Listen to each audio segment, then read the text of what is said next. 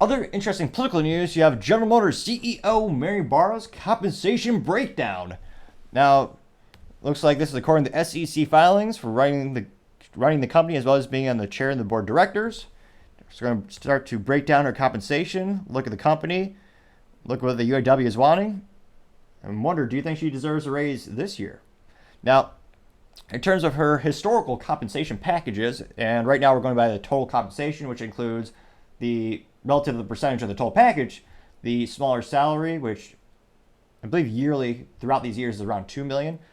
But nevertheless, in terms of the whole benefits package, which is mostly stock and incentives, in 2019 her total compensation package was $21,600,000 US dollars or value. In 2020, the total compensation jumped up to $23,700,000. In 2021, it went to $29 million, $136,780. Now that specifically, her salary was, base salary of that total amount was $2.1 million. Then you go to 2022 total compensation coming in at $28,979,570, which is oddly specific. One would think they would round up or round down appropriately, but nevertheless, that is the total compensation value. Now, overall, it looks like in terms of the percentages of increases and decreases throughout the years, from 2019 to 2020, that raise equated to, again, total benefits was 10.97% increase. In 2020 to 2021, her total increase of benefits was 22.94% increase, while the raise, or rather the, what's a nice way of saying you got paid less, the punishment, was going from 2021 to 2022 was negative 0.99%, which is an interesting thing in and of itself.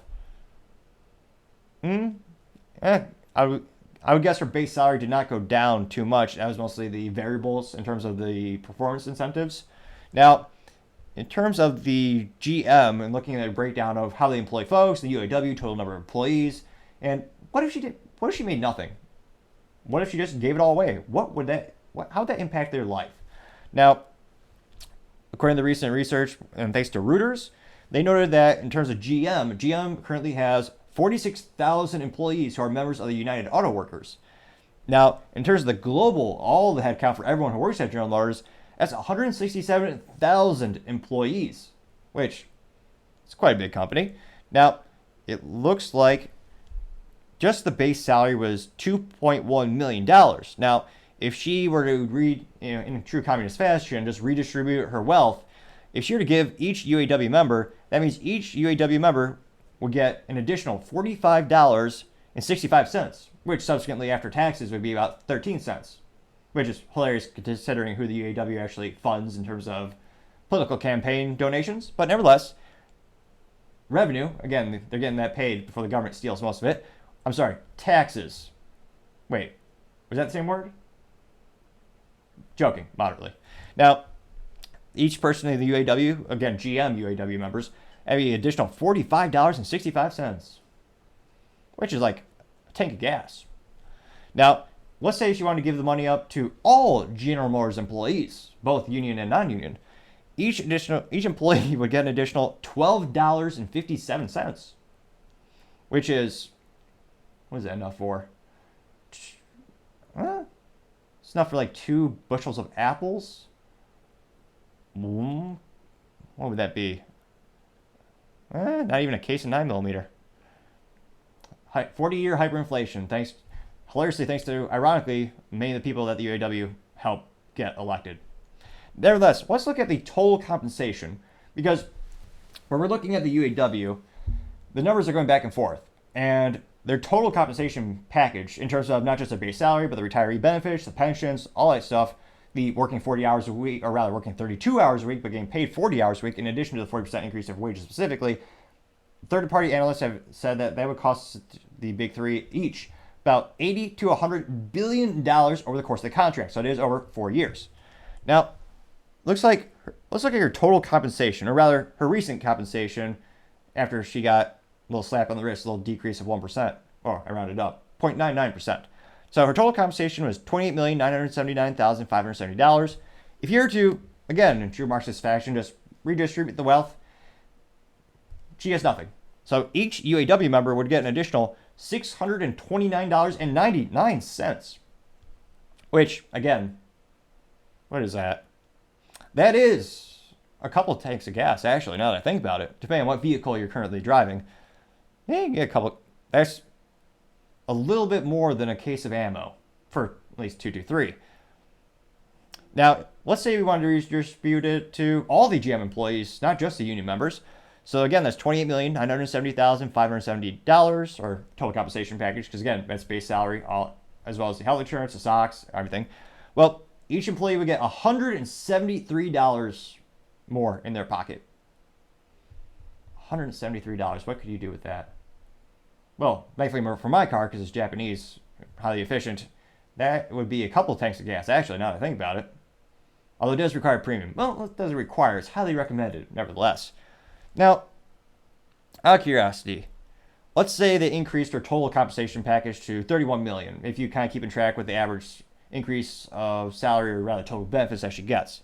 So let's say she got $34 million each year over the course of the next 4 years. So the total benefits to GM that would cost them would be $124 million. Versus the UAW wanting, again, that's for 4 years. So 124 million versus 80 to 100 billion. That's quite a bit of revenue difference, or rather cost difference. Now, in terms of GM performance, which I think, if you want to talk about the GM executives or any executives being overpaid or underpaid, I think a more accurate way to look at the situation would be, what's the company looking in terms of profit? What's they looking at in terms of stock market? What about market share? Which GM, they've been losing market share since the 60s, unfortunately. And don't get me wrong, they're still one of the largest, but again, competition is quite fierce, needless to say.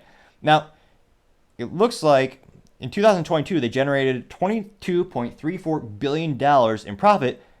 However, they still have a long-term debt of $81 billion, which, again, some people pejoratively call General Motors government motors. In this case, you kind of see some of the parallels, although perhaps for different reasons. Government bailed them out a couple times. In terms of this, they're $81 billion in debt. It's going to take a little while to pay off that debt. Granted, it's long-term debt, but it's still there, and they still need to make big investments in the EV category.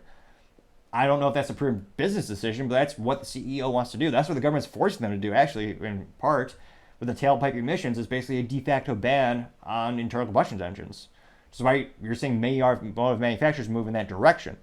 Now, interestingly enough, in regards to the UAW president, Shawn Fain, he made, again, this is total benefits, but just as an administrative assistant, last year he got $160,000, $130. $160,000 to be an administrative assistant. I was going to say, I should have. Let me know if you want me to bring more props on the show. I should have brought a pin to drop. Just for an administrative assistant. Now, that was before he was elected to be the UAW president. Now, the former president, Raymond Curry, earned $267,000. 267? Wow. $267,000. 267,126. $267,126. Be the president of the UAW. That's quite a good chunk of change for generating conflict. Or some might say, protecting the workers. That's the big debate. Even though the cost is already higher than any other automotive company.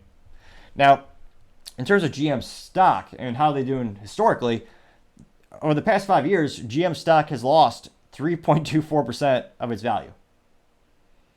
And granted, the dividends are being paid, but the dividend yield is only 1.1% per share. So that's not great. And this week, again, it fluctuates, literally by the minute. It's $33.06 per share. Now, if you want to talk about Mary Barra being overpaid, well, technically she's not. She's paid what the shareholders deem appropriate. You can always vote it down, which has happened with many companies throughout the years. If you want to argue she's overpaid, I would say look at the stock history. I would argue she should be paid less based on the stock, if you want to use that argument. Now, my 3 cents is she's paid exactly what the shareholders want.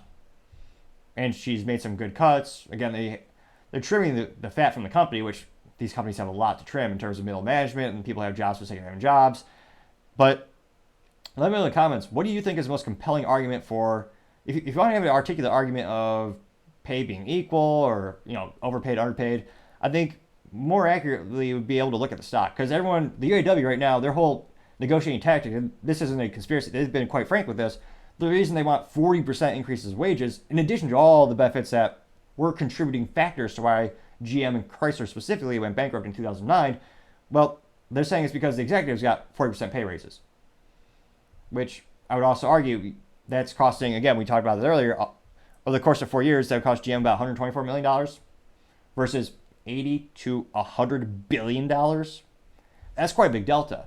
Now, given the fact that this is a pretty precarious time, we'll see if GM succeeds going to EVs, but the stock is about flat. It's really not doing great. They are paying dividends, which is great in terms of many people buy stocks on that fact alone. And typically people who buy those stocks, they're not going to sell the stocks because they're getting a dividend on it. So some would argue it also helps stabilize the company in that regard, or stock share price. But let me know in the comments, do you think she should be paid more?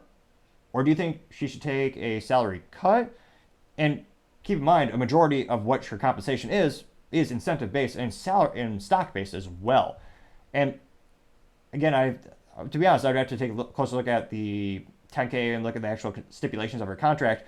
But in terms of the stock, many of them have lockout periods where they're actually not allowed to sell. It's one of the reasons you saw the stock of Rumble going down, is because the first time that the founder was allowed to sell was last Sunday or 2 Sundays ago. Prior to that, he was not allowed to sell with it in a certain period of time. You saw this with GameStop historically. When their stock hit the ceiling at over hundreds of dollars per share, ironically and hilariously enough, the executives couldn't sell. Because if you're publicly traded and you're part of the company, you have restrictions on when you can buy and sell stock. So some of these stocks you cannot sell for a certain period of time. So she's not getting that cash, or she can't cash out immediately. And then let me know, do you think she should just get cash? Do you think you should have no stock at all? And then just give this person $30 million in cash? Or do you think instead of the $2 million base salary, they should decrease the base salary and give them more stock? Or do you not care? Let me know in the comments. It'd be fascinating to see if you're from the UAW or if you're from GM Corporate. What's your opinion? Obviously, if you're from corporate, maybe don't use a real name as your YouTube name. But let me know. Do you think she's overpaid right now, or is she underpaid?